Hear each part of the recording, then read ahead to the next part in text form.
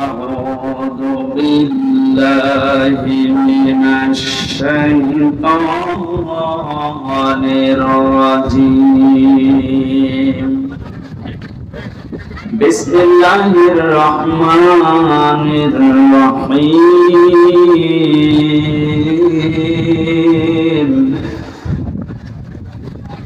ولقد آتينا لقمان الحكمة أن اشكر لله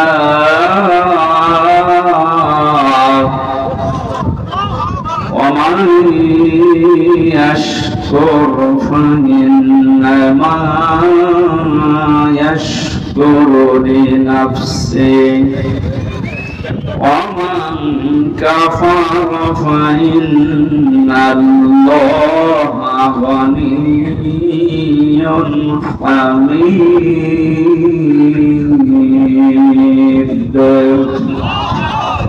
صدقت يا ربنا. عن أبي هريرة رضي الله تعالى عنه قال قال النبي صلى الله عليه وسلم من تمسك بسنتي عند فساد أمتي فله أجر 100 شهيد. رواه ابن ماجه. وما زادهم إلا إيمانا وتسليما. اللهم صل على محمد وآله وصحبه وبارك وسلم. জীবনে কখনো তুমি মিথ্যা বলোনি, তাই তো তোমায় পেতে কাঁদে ধরনি। তোমারই মতো নেতা পেলে সুখের গোলা চামে দিব। আলহামদুলিল্লাহ।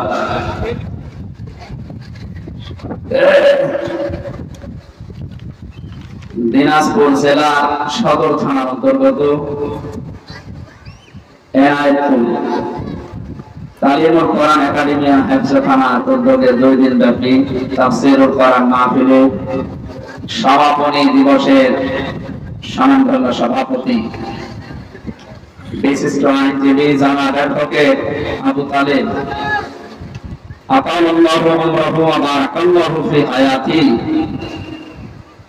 মাহফিলের প্রধান অতিথি বাংলাদেশ জামাত ইসলামী দিনাজপুর উত্তর জেলা শাখার সম্মানিত আমির, শ্রদ্ধাভাজন ব্যক্তিত্ব, শ্রদ্ধাভাজন বড় ভাই জনাব মোহাম্মদ আনিসুর রহমান।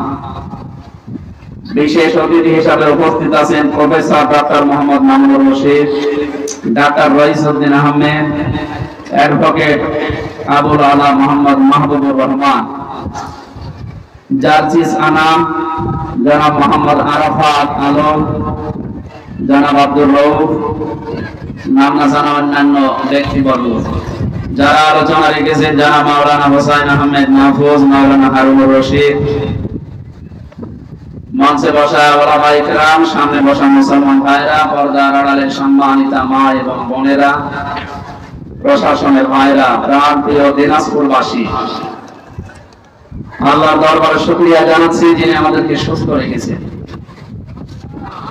সুস্থতা একটা নিয়ামত। নিয়ামতের শুকরিয়া আদায় করলে আপনি আরো সুস্থ থাকতে পারবেন। 24টা ঘন্টা আমাদের পেছনে আল্লাহর ফেরেশতারা শ্রম দিচ্ছে বিভিন্ন ক্যাটাগরিতে। যে একটা পা ফেলা লাগে, এই পা ফেলার পেছনেও ফেরেশতাদের অবদান আছে। তারা যে কাজ, যে দায়িত্ব তারা পেয়েছে, এটা যদি বাদ দিয়ে দেয় তাহলে আপনি চলতে পারবেন না। এজন্য মরণের আগে যারা হাঁটাহাঁটি করি আমরা, মরণের আগে ফেরেশতা এসে বলে দেখেন তাম দুনিয়া ঘুরলাম, আপনি যে একটা পা ফেলবেন এই জায়গা পৃথিবীতে আমি আর পেলাম না, সুতরাং আমি বিদায় নিলাম। এই যে খাবার আমরা যারা খাই, রিজিকের দায়িত্বে যে ফেরেশতা আছে এও এসে বিদায় নিয়ে যায়। সুস্থতার দায়িত্বে যিনি আছেন উনিও এসে বিদায় নিয়ে যায়। যেন ফেরেশতারা দায়িত্ব পালন করছে, আমরা সুস্থ আছি আল্লাহর রহমতে। জবান করে বলছি আলহামদুলিল্লাহ। ইয়ারফাউল্লাহু আল্লাযীনা আমানু মিনকুম ওয়াল্লাযীনা উতুল ইলমা দারাজাত। সূরা মুজাদালার 11 নম্বর আয়াতের শেষের দিকে আছে, আল্লাহ বলেন আমি উচ্চ করতেই থাকি। ইয়ারফা এটা মুজারে, বর্তমান ভবিষ্যৎ, প্রেজেন্ট ফিউচার। এখন করছি, ভবিষ্যৎ বলতে এটা কিয়ামত পর্যন্ত। এই পৃথিবীতে সম্মান মর্যাদা আমি বাড়াতে থাকি, উঁচা করতে থাকি, বুলন্দ করতে থাকি তাদের, তোমাদের ভেতরে যারা ঈমান এনেছে আর এই পৃথিবীতে যারা ইলম পেয়েছে। এই দুইটা গুণ যাদের ভেতরে পাওয়া যায় তাদের মর্যাদা বাড়িয়ে দেন। যত যাবে তত মারবে। কে বলেন তো? বলেন বলেন। প্রশ্ন আসতে পারে পৃথিবীতে বহু সম্মান নিয়ে বেঁচে আছে যারা বেঈমান না, এদের সম্মান করে মানুষ হয়তো ভয়ে, সামনাসামনি হয়তো ভয়ে সম্মান দেখায়, পেছনে যে একটু খোঁজ নিয়ে। যারা বেঈমান, যাদের ঈমান নেই, এই মানুষগুলোর কত বদনাম দুনিয়ায়। সামনাসামনি বলে আপনি এলাকার কৃতি সন্তান, আপনি না হলে এলাকা কিছুই হতো না, পেছনে যে বললে ও শয়তান মরে না কেন। এই জন্য ঈমান যাদের আছে এদের মর্যাদায় আল্লাহ বাড়াতে থাকবে এবং যারা ইলম পাবে। প্রশ্ন আসে যে ইলম তো অনেকেই পেয়েছে এই দেশে, তাদের মর্যাদা এখন কুকুরের চাইতেও খারাপ। কথা বলে না কেন? এই যে ফরিদউদ্দিন মাসউদ, এর একটা ইলম আছে। এই লোক যদি বাংলাদেশে ৫৬,০০০ বর্গ মাইলের কোন জায়গায় যায়, আমার মনে হয় কুকুর দেখলে মানুষ যা করে ওরে দেখলে তাই করে। এই কি আশ্চর্য! এর বাড়ি কোন জেলায়? এই যে এটার কোথায়? রাজশাহী। পাবনায় বাড়ি হওয়ার দরকার ছিল তোমার। তোমার বাড়ি রাজশাহী হয়ে বদনাম হয়ে যাবে। জন্মনিবন্ধন পাল্টিয়ে পাবনা করে নিবা। এই সরকার তো বুঝে শুনে ওই জেলায় ওই জিনিস দিয়েছে।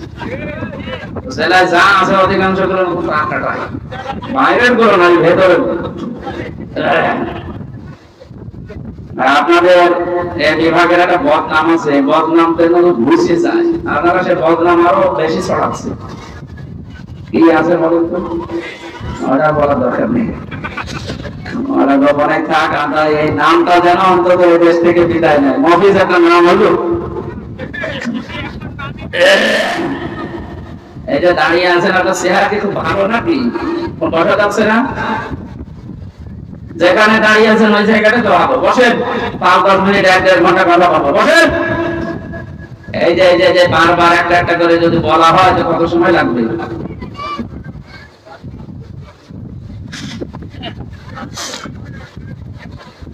এই পৃথিবীতে সবচাইতে বেশি জ্ঞানের উপরে কাজ করেছিল, আমল করেছিল নবীরা। কারা? বলেন বলেন। এই জন্য নবীদের সম্মান মর্যাদা আছে, দুনিয়ায় আছে, কিয়ামত পর্যন্ত আল্লাহ ঠিক রাখবে। কিন্তু যারা ঈমান আনার পরে, যারা ইলম অর্জন করে আমল করে না, কাজ করে না জ্ঞান অনুযায়ী, তাদের মর্যাদা বাড়ানোর কথা। দিন যত যাবে আল্লাহ তাদের তত ঘৃণিত করে দেবে। যাদের নাম বললাম এই মানুষগুলোর জ্ঞান আছে কিন্তু জ্ঞান অনুযায়ী আমল নেই। কারণ জ্ঞান অনুযায়ী আমল করলে তাদের অবস্থা নবীদের মতো, সাহাবীদের মতো হবে। আল্লাহ পাক বলেন, ইয়া হাসরাতান আলাল ইবাদ মা ইয়াতিহিম মির রাসূলিন ইল্লা কানু বিহি ইস্তাহজিউন।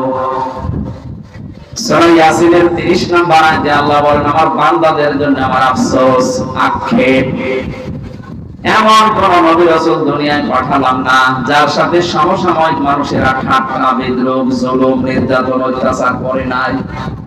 কে বলছে বলেন তো? যে নবীরা তাদের প্রাপ্ত জ্ঞানের উপরে কাজ করতো, আমল করতো, এজন্য জালেম যারা, কাফের মুশরিক যারা তাদের উপরে জুলুম, অত্যাচার, ঠাট্টা, বিদ্রূপ করতো। এটা ঠিক কিনা বলেন? আজ বিশ্বে যারা জ্ঞানের উপরে আমল করবে, বুঝবে, ওই মানুষগুলোর মর্যাদা আল্লাহ বাড়াতে থাকবে। আমি নাম ধরে একজনের বলছি, আপনি দেখেন তো, আমির জামাত ডাক্তার শফিকুর রহমান, একটা জেনারেল শিক্ষিত, একটা এমবিবিএস ডাক্তার, সার্জন, উনি অপারেশন করে। অথচ লোকটা তার জ্ঞান অনুযায়ী, তার এলেম অনুযায়ী কাজ করার কারণে আল্লাহ এত উপরে তুলে দিয়েছে। শুধু বাংলাদেশ না, বহির বিশ্বেও আজ মানুষের অন্তরের ভেতরে আল্লাহ পাক তার জায়গা তৈরি করে দিয়েছে।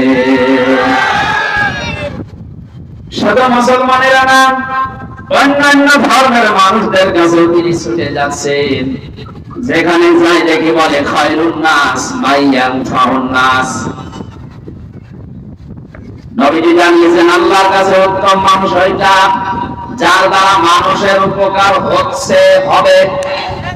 ইয়ানফাউন এটা বোঝালে বর্তমান, ভবিষ্যৎ, প্রেজেন্ট, ফিউচার।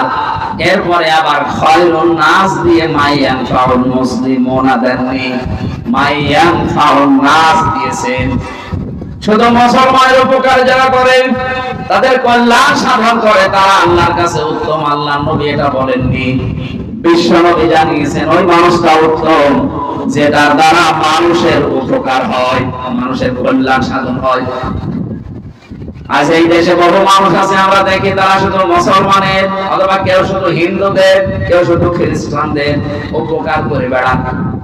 ডাক্তার শফিকুর রহমানের জীবনের দিকে তাকান, ওনার যে প্রতিষ্ঠান আছে সিলেটের বুকে, সেখানে হিন্দু, বৌদ্ধ, খ্রিস্টান, মুসলমান সবার কর্মজীবন আছে। সুবহানাল্লাহ বলতে পারবেন? এখান থেকে আপনাকে শিক্ষা নেওয়া লাগবে। আমি যদি আল্লাহর কাছে দামি হতে চাই, উত্তম হতে চাই, আল্লাহর দরবারে যদি আমার একটা চেয়ার তৈরি করতে চাই, মর্যাদার চেয়ার, মানুষ কোন ধর্মের দেখা যাবে না, ও যদি মানুষ বড় বাচ্চা বিবেচিত হয়, বিপদে পড়লে এগিয়ে যাওয়া লাগবে। কথা বলেন না কেন?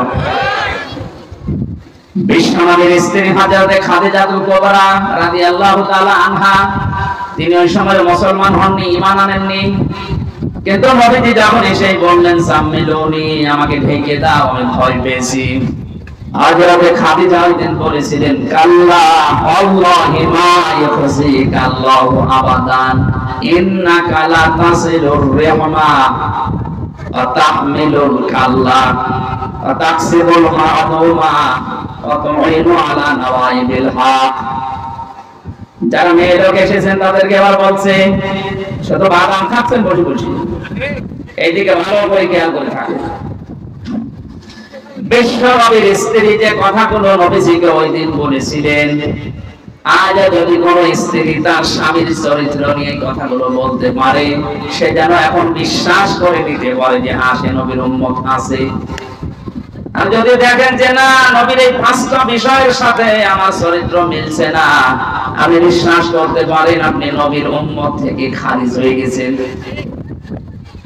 হযরতে খাদিজা ওই দিন বলেছিলেন কাল্লা, কখনো না, আল্লাহি, আল্লাহর কসম, মা ইয়াখসিকা আল্লাহু আবাদান, আল্লাহ কখনো আপনাকে অপমান অপদস্থ এমনিত ভয় ভীতি দেখাতে পারেন না। ইন্নাকা লা তাসিলুর রাহমা, কারণ আপনি রেহেমের সম্পর্কগুলো ঠিক রাখেন। ও বাংলার মুসলমানেরা, এখানে হাজারো নামাজি, হাজারো রোজাদার মুসল্লি আমরা অনেকে বসে আছি, হজ করেছি 2-3 বার, তাহাজ্জুদের নামাজও পড়ে, কিন্তু রক্তের সম্পর্ক অনেকেরই ঠিক নেই। ভাই ভাইয়ের সাথে সম্পর্ক ঠিক নেই, নিজের আপন বোনের বাড়িতে যায় না, নিজের ছেলে মেয়ে রক্তের সম্পর্ক যেটা মা বাবা, তার সাথেও সম্পর্ক ঠিক নেই। এটা দুনিয়ার কাজ মনে করে উনি ভুলি আছে, নামাজ পড়ছে।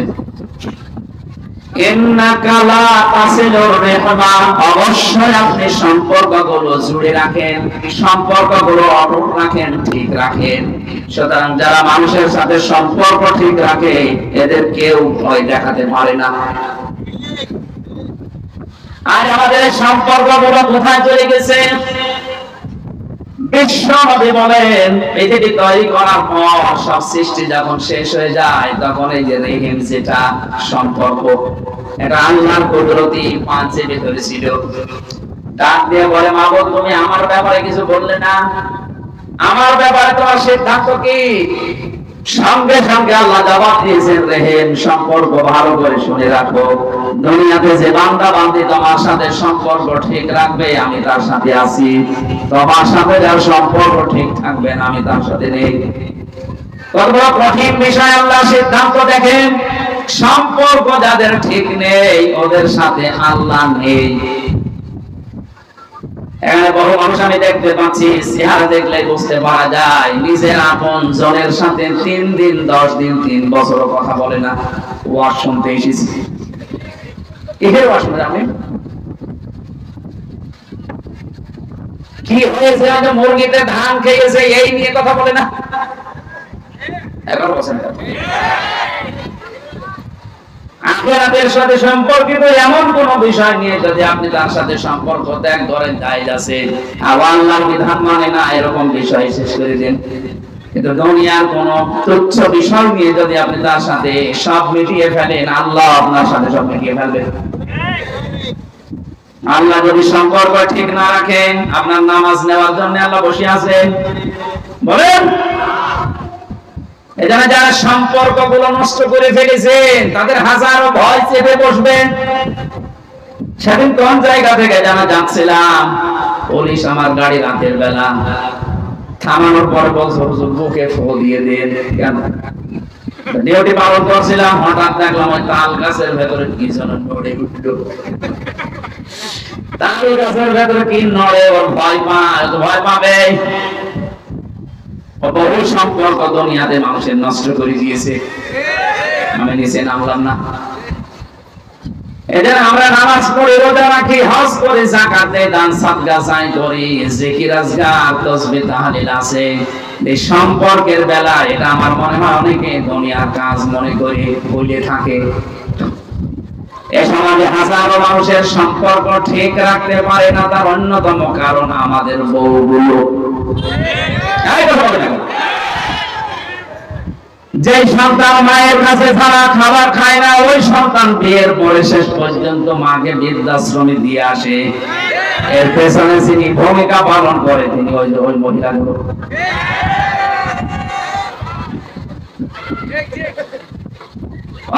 আমি নামাজ পড়ি, রোজা রাখি, কালো বোরকা পরি, আমি ভালো জান্নাতে যাবো না, যাবে কে? জান্নাত।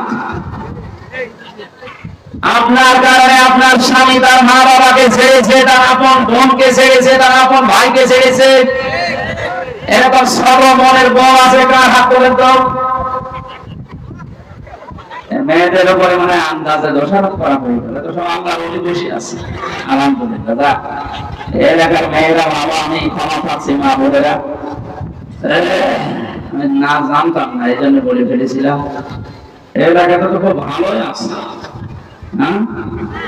এই যে বৃদ্ধাশ্রম দেখে আসলাম, আপনার পাশের জেলা কিশোরকে নীলফামারীর কিশোরগঞ্জ, কারা ওখানে কারা ওকে ফেরেশতা এসে বসে আছে।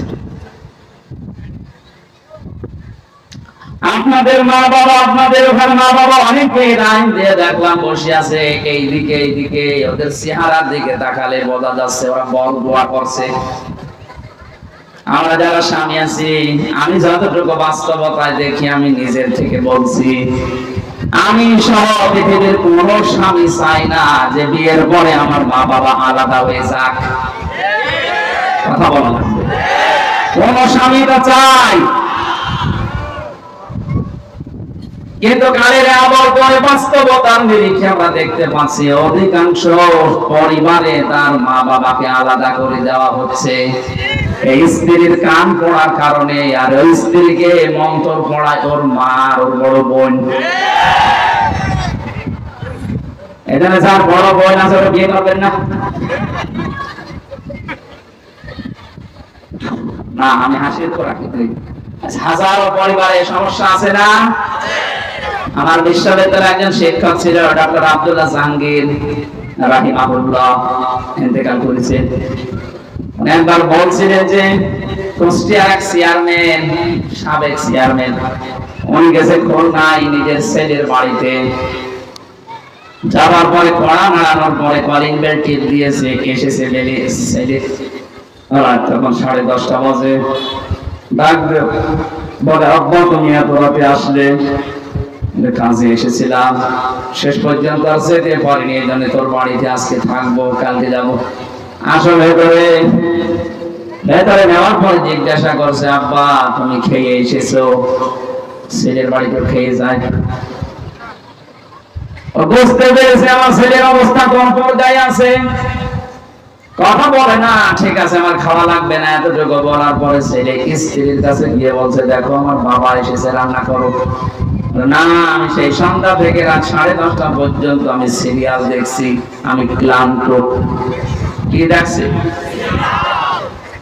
সিরিয়াল গুলো একটার পর একটা আমি দেখছি, আমি আর পারবো না। তোমার বাবা তুমি পারলে রান্না করে খাওয়াও বা হোটেল থেকে নিয়ে এসে খাওয়াও। এ কথা চেয়ারম্যান শুনে ফেলেছে। ছেলেকে ডাক দিয়ে বসাই, কিছু বলা লাগবে না বৌমাকে, আমার ক্ষুধা নেই, আমি খেয়ে এসেছি, তোরা ঘুমিয়ে পড়। 1-1.5 ঘন্টা পরে রাত 12:30টার দিকে হঠাৎ কলিং বেলকে যেন ঠিক দিয়েছে। বাইরে যেয়ে দেখে ওর নিজের ছোট শালা। ডাক দিয়ে বলছে, দোলা ভাই আমি আজ বাড়ি যেতে পারিনি, চলে আসলাম। ঠিক আছে আসো, তোমার দিয়ে খেলা শুরু হবে। ঘরের ভেতরে নিয়ে বলছে, রান্না করো। পারবো না, তোমার ভাই এসেছে। এবার রান্না কমপ্লিট করে যখন খাবার খাবে, বাবাকে এবার ডাক দিচ্ছে, আব্বা তোমার বৌমা রান্না করেছে, খেয়ে নাও। বাবা তো বুঝেছে যে রান্না কার জন্য। কথা বলে না কেন? ঠিক আছে খাওয়া লাগবে না, তোরা ঘুমিয়ে পড়। সকালবেলা বাবা যে ব্যাগটা নিয়েছে ওইটা নিয়ে বের হয়ে চলে যাচ্ছে। ডাক দিয়ে বলে, আব্বা তোমার বৌমা রান্না করছে, খেয়ে যাবা না? চোখের পানি ফেলে হাওয়া করে কাঁদে আর বলে, সন্তান আমি যেদিন তোর শালা হব ওই দিন খেয়ে যাব।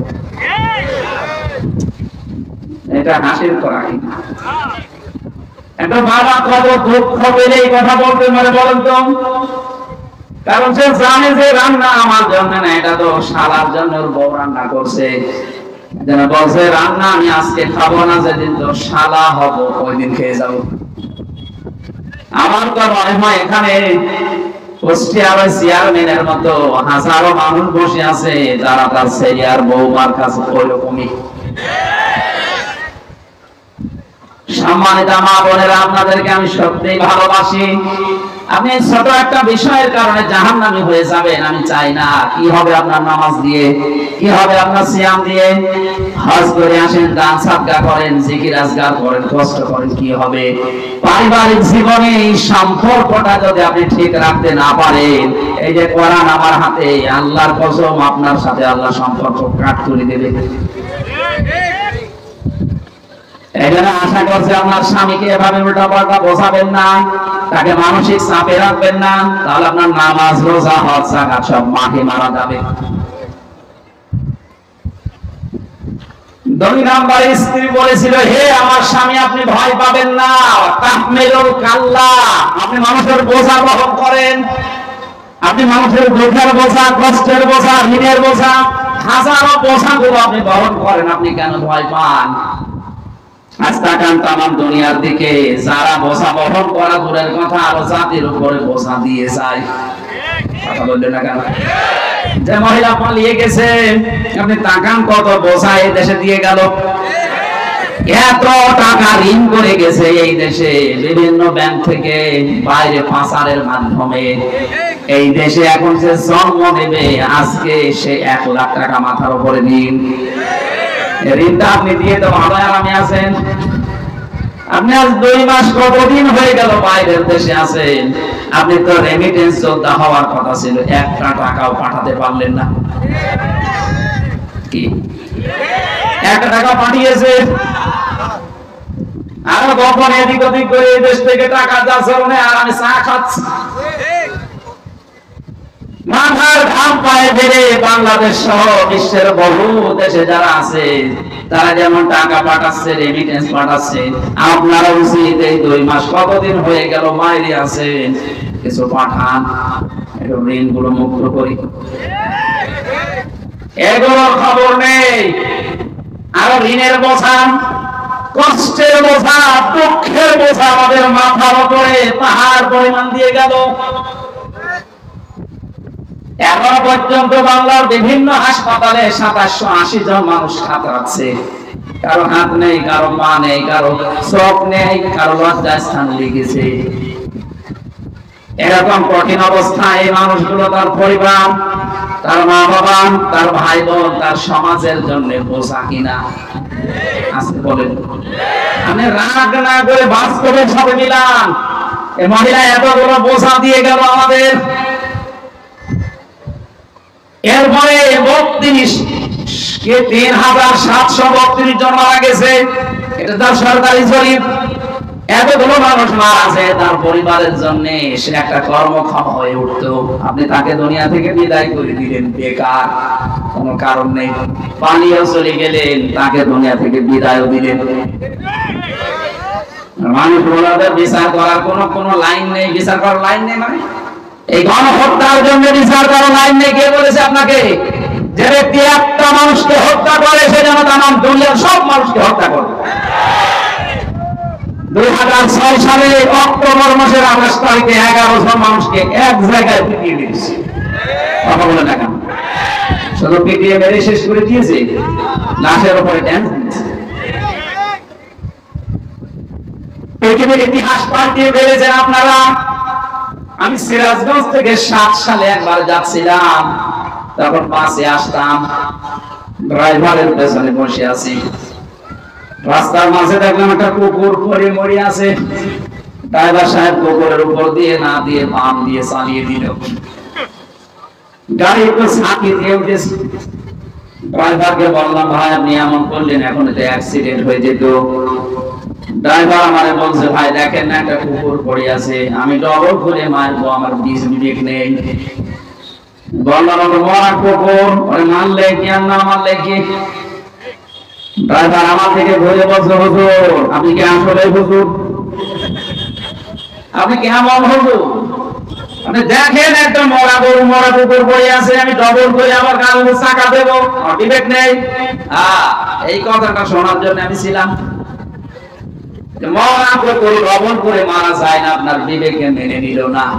অথচ পৃথিবীতে জিন্দা মানুষ পিটিয়ে লাশের উপরে অনেকে ডান্স দিয়েছে। এদেরকে মানুষ বলার কোন রাস্তা খোলা আছে? আপনি তো বিচার করার কোন লাইন পাচ্ছেন না। গণহত্যার দায়ে একটা দুইটা না, ৩,৭৩২ জন মানুষ মারা গেল। ২৭৮০ জন মানুষ এখন হাসপাতালে। বিচার তো শুরু করবে এই গরু দিয়ে করা যায়। বাইরের বিভিন্ন দেশে এখন মায়া কান্না কাঁদছে যে আমি নির্বাচিত সরকার আমারে পিটিয়ে বের করে দিয়েছে। বাটামি করা থাকে না। আপনি নির্বাচিত, এটা কুকুরও বিশ্বাস করবে? নিয়ে আসেন, ওই যে কুকুর আছে, ডাক দিন। কুকুরকে জিজ্ঞাসা করেন যে 15 বছর যারা ছিল ওরা কি নির্বাচিত ছিল? ও কথা বলতে পারলেও হাসবে, ঘোড়ার মতো হাসবে।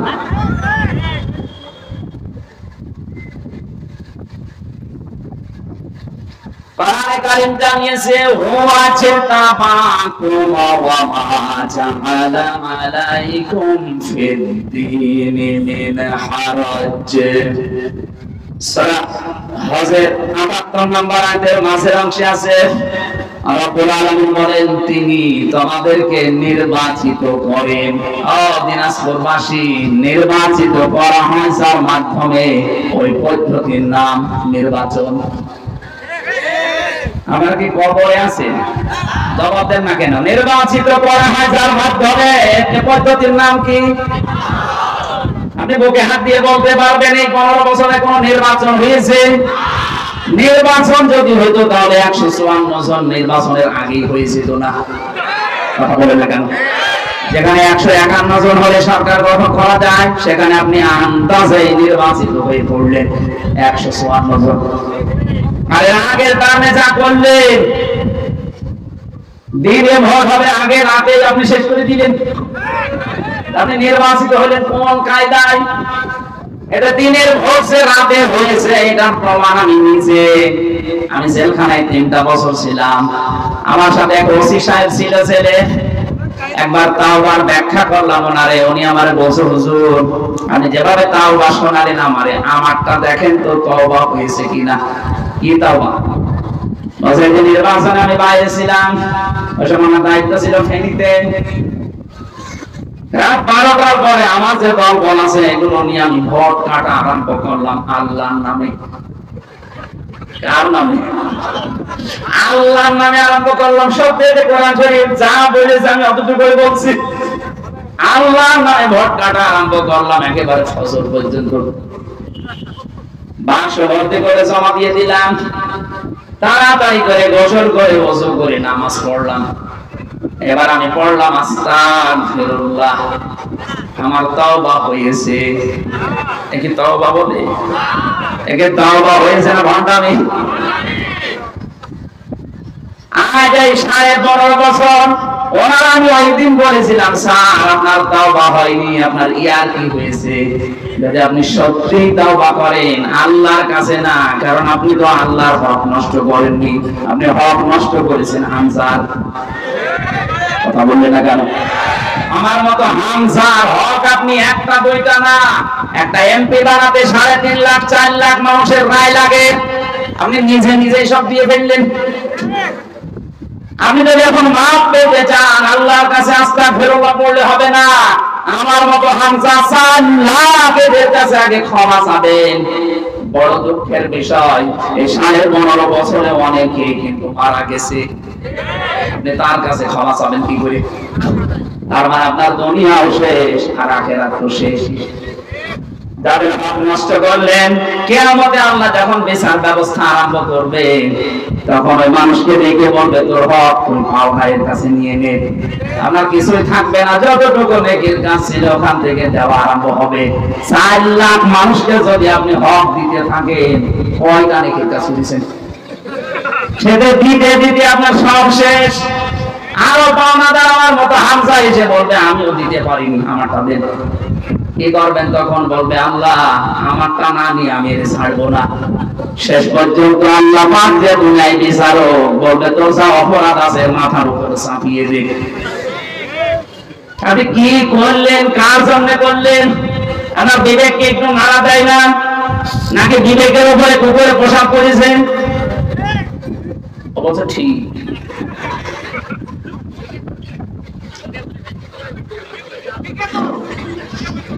না, বাস্তবতা আমাদের হচ্ছে না ভাই। কিসের তওবা আপনি করেন আমি তো বুঝি না। দোষ করে একজনের কাছে, ক্ষমা চায় আরেকজনের কাছে। এখানে সাফ সাফ বলছে কেউ যদি তওবা করতে চান, অপরাধ করবেন যার কাছে, ক্ষমা চাবেন তার কাছে। আপনি নামাজ পড়েননি, অপরাধ করেছেন হামজার কাছে না আল্লাহর কাছে? আরো জোরে বলেন। নামাজ না পড়লে, রোজা না রাখলে আপনি যদি ক্ষমা চান আল্লাহর কাছে, আল্লাহ মাফ করে দিলেও দিতে পারে, শাস্তি দিলেও দিতে পারে। কিন্তু আপনি আমার হক যদি নষ্ট করে থাকেন, এই যে 3টা বছর বিনা কারণে আমারে আটক করে রাখলেন ফাঁসির কন্ডেম সেলের ভেতরে, এমনকি আমারে আয়না ঘরে আপনি রেখেছিলেন। মামলা আমার কিছুদিন আগে সব খারিজ হয়ে গেছে, প্রমাণ হয়েছে আমার কোনো দোষ নেই, আমি নির্দোষ। তাহলে নির্দোষ মানুষের জীবন থেকে 3টা বছর নষ্ট করে দিলেন।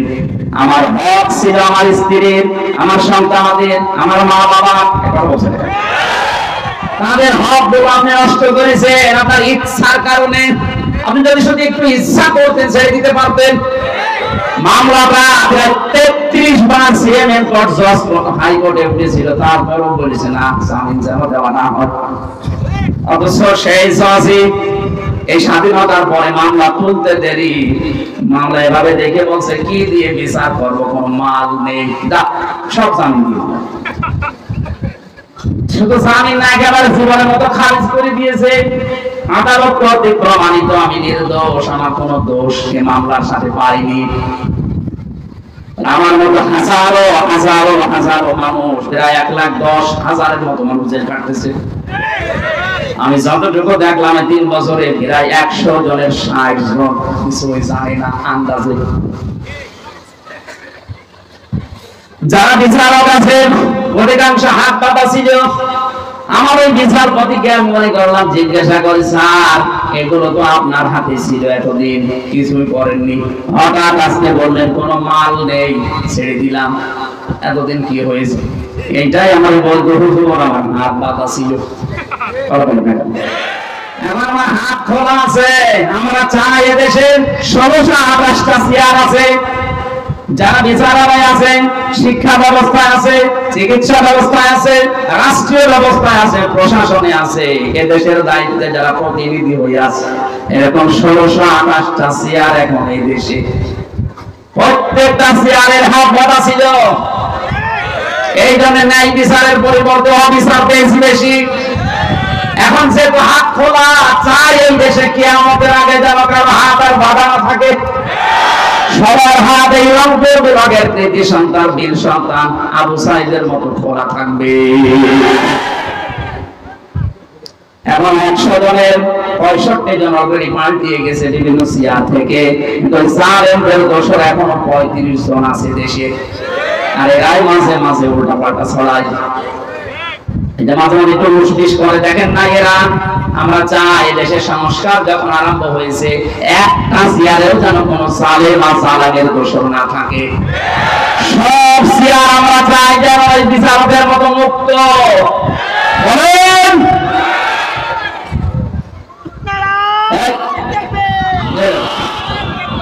দিনকাল ভালো হয়নি, এখন এখনো থাকবে আর কিছুদিন পরে।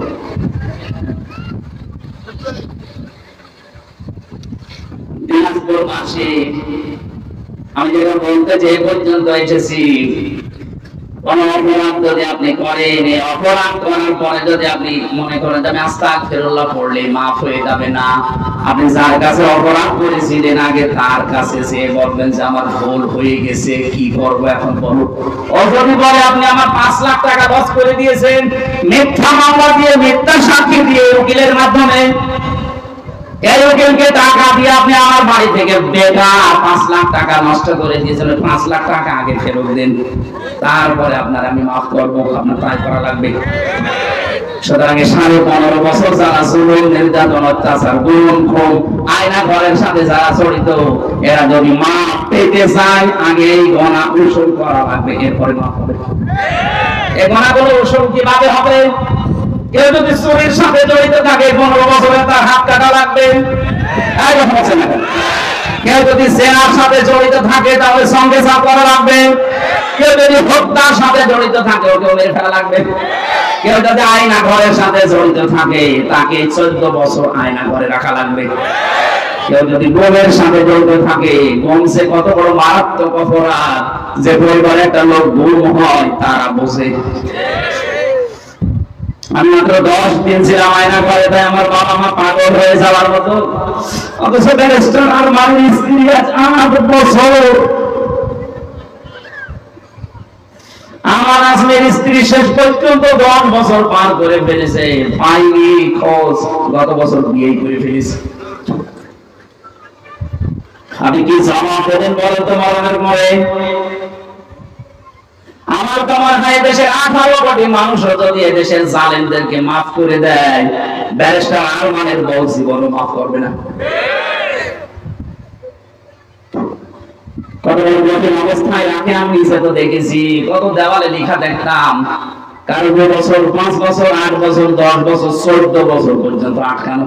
দুনিয়ার মানুষ জানি না যে এখানে মানুষ আছে, অথচ উপর দিয়ে গাড়ি চলতেছে, উপর দিয়ে গাড়ি চলে, মানুষ চলে, কত কিছু আওয়াজ, নিচে পড়ে আছে 1 দিন 2 দিন না 14 বছর। একটা মোবাইল নাম্বার লেখা দেখলাম, ওখানে লেখা আছে ভাই যদি বাইরে কেউ যেতে পারেন আমার এই নাম্বারটা দিয়ে একটু জানাবে যে আমি বেঁচে আছি।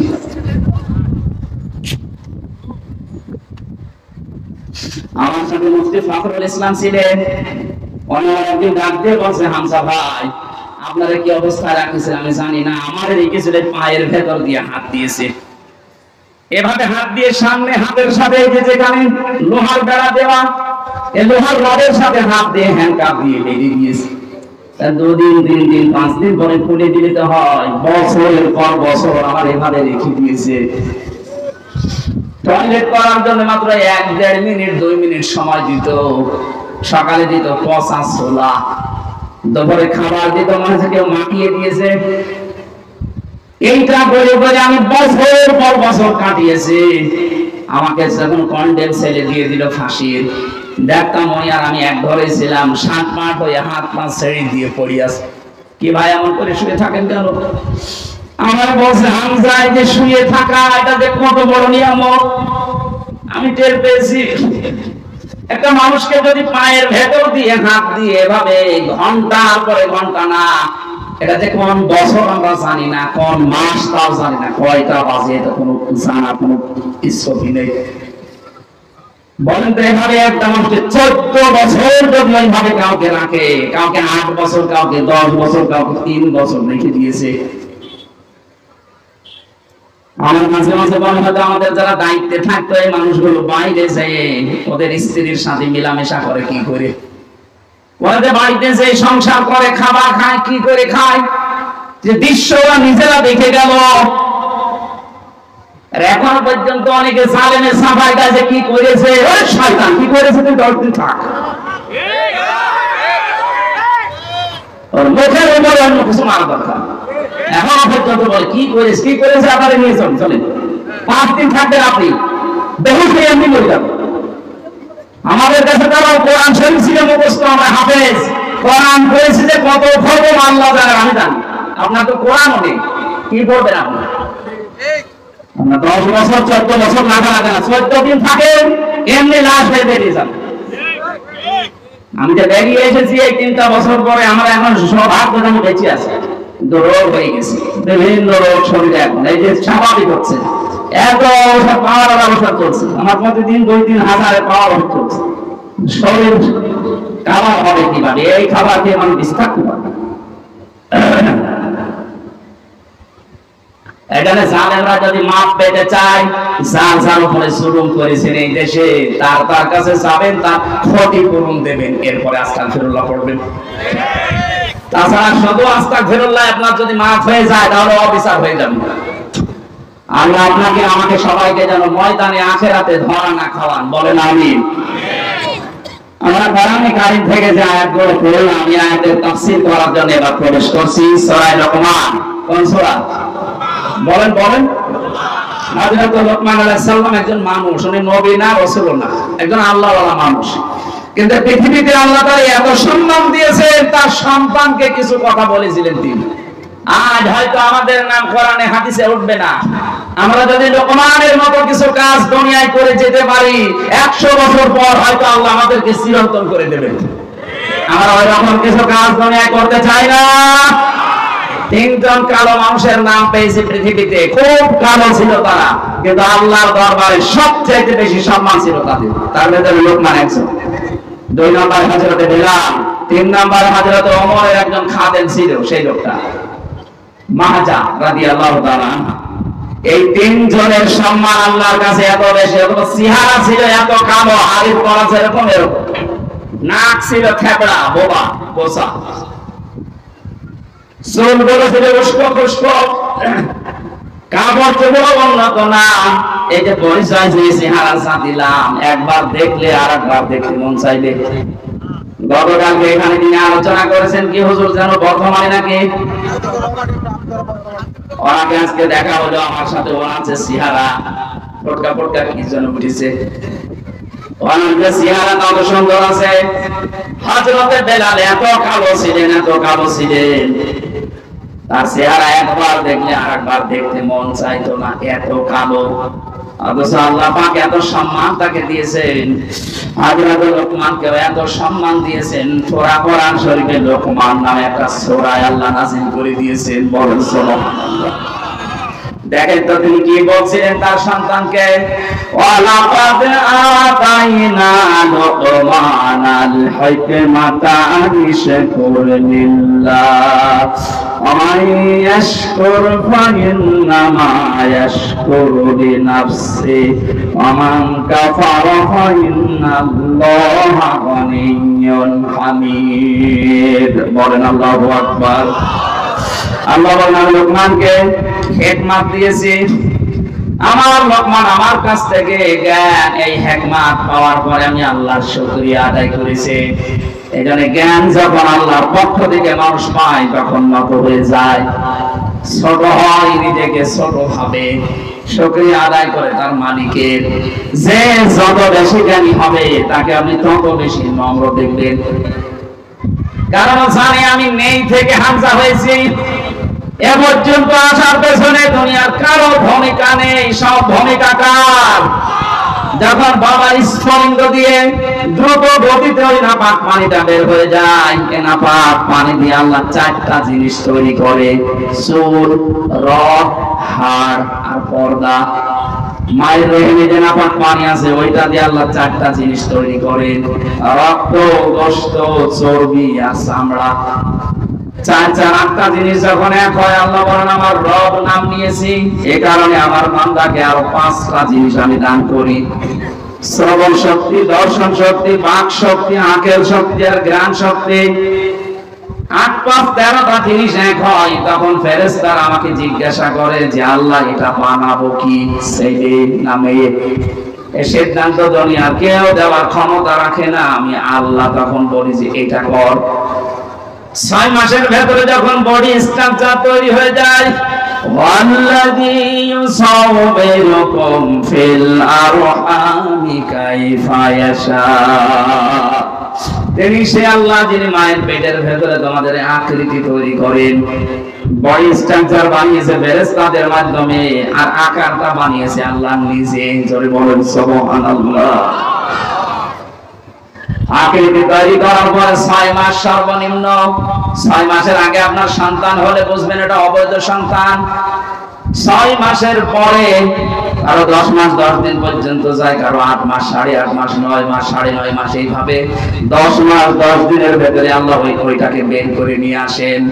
আল্লাহু আখরাজাকুম মিন বুতুনি উম্মাহাতিকুম লা তা'লামুনা শাইআ। আল্লাহ বলল বাচ্চার আকারে আস্তে করে পেট থেকে বের করে নিয়ে আসি, এমন অবস্থায় আনলাম যখন তুই কিছুই জানতি না। এখান থেকে আস্তে আস্তে তোকে আমি কথা বলা শেখালাম। এই যে খালাকাল ইনসান আল্লামাহুল বায়ান, মানুষকে আমি বানিয়েছি আর কথা বলা শিখিয়েছি। বিজ্ঞান এখন এই আল্লামাহুল বায়ান নিয়ে গবেষণা চালিয়েছে যে মানুষ কথা বলে কি করে দেখি। এই কয়েক ইঞ্চি জায়গা, এখানে ২৭টা ধাক্কা তৈরি হওয়ার পরে একটা কথা তৈরি হয়। এতটুকু জায়গার ভেতরে ২৭টা স্তর আছে, ২৭টা স্তর পার করার পরে ধাক্কা লাগতে লাগতে একটা কথা তৈরি হয়। এটা দুনিয়ার কোন মানুষ আমাদেরকে দেয়নি, এটা দিয়েছে শুধুমাত্র কে? আর জোরে বলেন কে? দুনিয়া যদি কিচ্ছু না পান, এটা কথা বলতে পারেন। আমি যদি তামাম দুনিয়ার সব জায়গায় সাজদা দিয়ে শেষ করে ফেলেন, তারপর এই কথা বলতে পারা এর নিয়ামতের শক্তি আছে সবেরা। যে মানুষগুলো দেখতে পারেন বিশেষ করে, এটা যে কত বড় নিয়ামত, যারা দেখে না ওই মানুষগুলো টের পাচ্ছে দুনিয়া কি। অন্ধ মানুষের কাছে দুনিয়া আখিরাত সমান, কবরের মতো লাগে। কুমিল্লায় এক মাহফিলে আমার সাথে গন্ধ খাবার খাচ্ছিল, হঠাৎ বিদ্যুৎ চলে গেল। আমরা যারা চোখওয়ালা মানুষ আছি চিল্লাপাল্লা করছি। হঠাৎ পাশ থেকে অন্ধ আমার হাত চেপে ধরে বলছে, হুজুর মাত্র ১.৫-২ মিনিট কারেন্ট চলে গেছে, আপনি চিল্লান। অথচ ৪২ বছর আমার জীবনে কারেন্ট নেই। ৪২টা বছর আমি দেখি না, আমি তো চিল্লালাম না। অন্ধ ওইদিন আমাকে আর একটা কথা জানিয়েছে, আপনারা যারা চোখওয়ালা মানুষ দিনের বেলা দেখেন, রাতের বেলা স্বপ্নে দেখলেও কিছু দেখতে পান। আমরা যারা স্বপ্নে অন্ধ মানুষ, দিনে তো দেখি না, রাতের বেলা যদি স্বপ্নেও দেখি কিছু দেখতে পাই না, শুধু আওয়াজ শুনি একটা। আপনি কি পেয়েছেন, টের পাচ্ছেন? আস্তে আস্তে কথা বলা শেখালাম, এরপরে তোর উপরে তুলতে লাগলাম। দুনিয়াতে যা কিছু চলতে লাগে আস্তে আস্তে আমি সব তোকে দিয়েছি, অথচ তুই উল্লেখ করার মতো কিছু ছিলি না। হালাতা আলাল ইনসানি হাইনুম মিনাদ দাহরি লাম ইয়াকুম শাইআম মাযকুরা। মানুষের জীবনে কি এমন সময় অতিবাহিত হয়নি যখন সে উল্লেখ করার মতো হামজা ছিল না? নেই থেকে শুরু করে পর্যন্ত বানিয়ে চেয়ারে বসিয়ে দিলাম, আস্তে আস্তে করে এই পর্যায়ে ধরে নিয়ে আসলাম। তোর যে জ্ঞান দিয়েছি, এই জ্ঞান যার যত বেশি থাকবে এই মানুষকে আমি আল্লাহ শুকরিয়া আদায় করা তার জন্য তত সহজ হবে। কিন্তু বাংলাদেশে এইটা উল্টা, অনেক জ্ঞানী মানুষকে দেখা যায় আল্লাহ পর্যন্ত ভুল ধরে। জ্ঞানী মানুষ বলছে এই কারণে যে যারা আমার রিমান্ডের দায়িত্বে ছিল সবগুলো বিসিএস ক্যাডার, কারণ কেউ এএসপি এর নিচে নেই, আর এএসপি হলে অবশ্যই বিসিএস ক্যাডার হওয়ার আগে এএসপি ডিসি, এরপরে আছে আইসি ডিআইসি, এরকম লেভেলের মানুষগুলো আসতো আমাদের কাছে। ওদের মুখের যে ভাষা আর ওরা যে উল্টাপাল্টা কথা বলে আল্লাহকে নিয়ে, আল্লাহর ভুল ধরে, বলে না এটা আল্লাহ ঠিক হয়নি। জ্ঞান পাওয়ার পরে মানুষগুলো ছোট হবে, আরো নম্রতা ভদ্রতা প্রকাশ করবে না, ও মানুষগুলো আরো বৃদ্ধি বাড়ে। আল্লাহ বলেন আমি লোকমানকেও জ্ঞান দিয়েছিলাম, জ্ঞান পাওয়ার পরে আমার শুকরিয়া আদায় করে মাথা নত করে দিয়েছে। অমাই ইয়াশকুর, যে ব্যক্তি শুকরিয়া আদায় করে, ফাইন্নামা ইয়াশকুরু লিনাফসি, সে যেন তার নিজের জন্য এটা আদায় করলো, তার নিজের জন্য এটা দরকার। আমি আল্লাহর জন্য শুকরিয়া আদায়ের দরকার নেই, কারণ আমি আল্লাহকে যদি ধন্যবাদ না জানাই, আমার যদি প্রশংসা না করে, আমার ক্ষমতা হারিয়ে যাবে, এরকম আমি না। কথা বলে না কেন? আমরা যদি আল্লাহকে ধন্যবাদ না দেই, শুকরিয়া না জানাই, ওনার ইবাদত বন্দেগী বাদ দিয়ে দেই, উনি গত বছর সামনে বছর থেকে ক্ষমতা হারিয়ে ফেলবে। এটা তো আমার নিজের জন্য দরকার। কোরআন শরীফের ভেতরে আমি তিনটা বিষয় আলাদা আলাদা পেয়েছি, এই তিনটা বিষয় একটু টাচ দেই, ভালো করে শুনবেন। কোরআনে কারিমে যেখানে আল্লাহ তার ইতাআতের কথা, আনুগত্যের কথা জানিয়েছেন, সঙ্গে সঙ্গে আনুগত্যের নাম দিয়েছেন রাসূলুল্লাহ। আল্লাহ পাক বলেন আতিউল্লাহ ওয়া আতিউর রাসূল, যে ব্যক্তি আল্লাহর আনুগত্য করে সে যেন রাসূলের আনুগত্য করে। তাফসীরে মাযহারিতে মুফাসসির লিখেছেন আল্লাহর আনুগত্য করে কিন্তু রাসূলকে মানে না, ও যেন আল্লাহকেও মানে না। এখানে আপনি আল্লাহকে মানতে হলে রাসূলুল্লাহকে মাস্ট বি মানায় রাখবেন। আর বাংলাদেশে এই রোগটা দিন দিন বাড়ছে, 5 আগস্টের পর থেকে আরো বেড়ে গেছে। একটু সূত্র বলে দেখেন তো মেলে কিনা, নাকি এই আয়াত বাদ দিয়ে দেব? এটা দরকার আছে।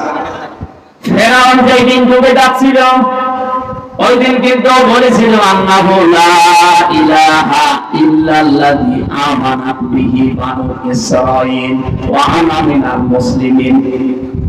আমি ঈমান আনলাম আল্লাহর উপরে, বনি ইসরাঈলরা যার উপরে ঈমান এনেছে, আমি তো মুসলমান। এরপরও ফেরেশতারা আমার ইমানের ভেতরে সুবাই কেন? আমি জবাব পেয়েছি তাফসীরে কয়েকটা। 1 নম্বরে ফেরাউন কিন্তু স্বীকৃতি দিয়েছিল আল্লাহর কার, আরো ধরে বলেন। কিন্তু ওই জামানায় যিনি প্রেরিত পুরুষ ছিলেন, আল্লাহর পক্ষ থেকে নবী এবং রাসূল ছিলেন, তিনি হযরত মূসা। কথা বলেন না কেন? তার স্বীকৃতি সে দেয়নি। ও যদি বলতো লা ইলাহা ইল্লাল্লাহ মূসা কালিমুল্লাহ, আল্লাহ ওই সময় মাফ করে দিত। তো কি করেছে? বিদ্রোহ, রিসালাতের ঘোষণাটা দেয়নি, শুধু দিয়েছে আল্লাহর একাত্মতার ঘোষণা, যে আর আন্নাহু লা ইলাহা ইল্লা, আমি ঈমান আনলাম আল্লাহর প্রতি, আমানাত বিহি বানু ইসরাঈল, যার উপরে বনি ইসরাঈলরা ঈমান এনেছে, আমি মুসলমান। আল্লাহ বলেন না, ওই যে করে রিসালাতের ঘোষণা দেয় না, ঈমান আনার সাথে যেগুলো সম্পৃক্ত, 1 নম্বরে আল্লাহর একাত্মতার স্বীকৃতি দেওয়া, 2 নম্বরে রিসালাতের স্বীকৃতি দেওয়া, 3 নম্বরে আখিরাতে কিয়ামতে জবাব দিতে হবে, এই আচরণ তৈরি করা। কথা বলেন না কেন? আপনি আল্লাহ স্বীকৃতি দিয়েছেন, কিন্তু এই জামানার যিনি এখন প্রেরিত পুরুষ, শেষ নবী এবং রাসূল, তার নাম মুহাম্মাদুর। আজ বাংলাদেশে যারা নামাজ পড়েন, রোজা রাখেন, হজ করে আসেন, দান সাদকা করেন, এগুলো সব কার হুকুম? আরো বলেন, এগুলো করে অনেকে মনে করছেন তো নামাজ পড়ি, রোজা রাখি, হজ করে আসি, আমি দান সাদকা করি। কিন্তু রিসালাতের ঘোষণা দেওয়ার সময় যদি বলা হয় বিশ্ব নবী 23 বছরের জীবনে নবুয়তের জিন্দেগিতে 13 বছর মার খেয়েছেন, 10 বছর রাষ্ট্রপ্রধান ছিলেন। তখন বলে হুজুর এটা রাজনীতি। কথা বলে না কেন? আপনি আল্লাহর কথা মানবেন, কিন্তু তার প্রেরিত পুরুষ, তার পাঠানো নবী এবং রাসূলকে আপনি ফেরাউনের মতো মানবেন না। আপনার মরণ হবে নামাজ পড়ার পরও ফেরাউনের মতো। এজন্য আল্লাহর ইবাদত যারা করে সঙ্গে সঙ্গে আল্লাহ রাসূলের নাম দিয়েছেন। একজনকে মানে আর একজনকে মানে না, সেটা হলো দুইজনকে মানে না। যেখানে কোরআন শরীফের ভেতরে আপনি শুকরিয়া আদায়ের কথা পাবেন, সেখানেই দেখবেন আল্লাহর পরে মা বাবার নাম আনিশ করলি ওয়ালি ওয়ালিদাইকা। আল্লাহর শুকরিয়া আদায় করো সঙ্গে সঙ্গে মা বাবার। কেন? কারণ তোমাকে দুনিয়ার মুখ দেখাতে গিয়ে আল্লাহর পরে সবচেয়ে বেশি কষ্ট স্বীকার করেছে তোমার মা আর বাবা। বিজ্ঞান এখন জানিয়েছে একটা সন্তান দুনিয়াতে নরমাল ডেলিভারি করার সময় মেয়ে লোকের 57 ইউনিট কষ্ট সহ্য করা লাগে। অথচ আমাদের পুরুষ মানুষ সর্বোচ্চ 47 ইউনিট কষ্ট যদি আমাদের শরীরে দেওয়া হয়, 45 থেকে 47, 45টার কথায় বেশি পেয়েছি। 45 ইউনিট কষ্ট আমরা যদি পাই, সঙ্গে সঙ্গে আমরা মারা যাব।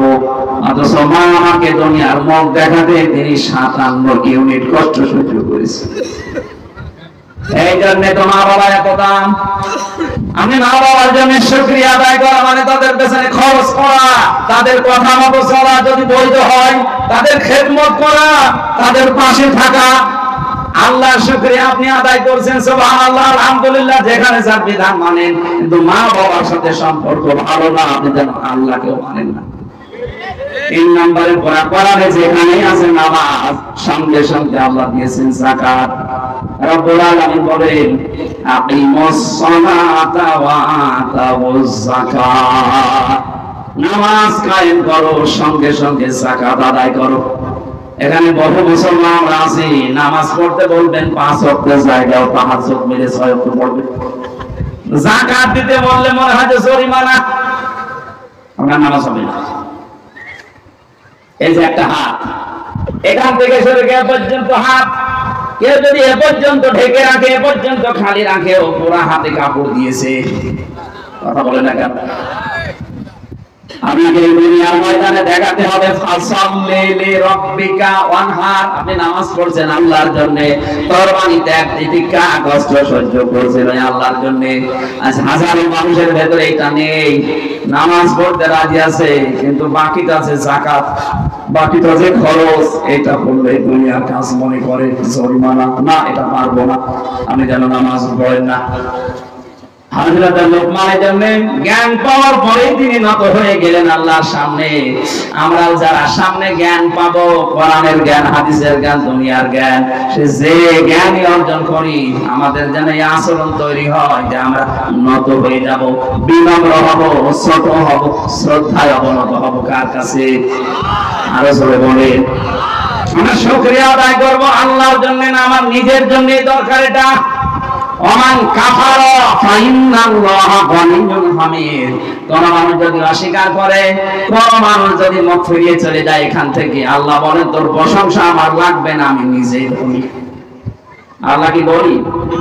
আল্লাহুল গনিয়্যু ওয়া আনতুমুল ফুকারা।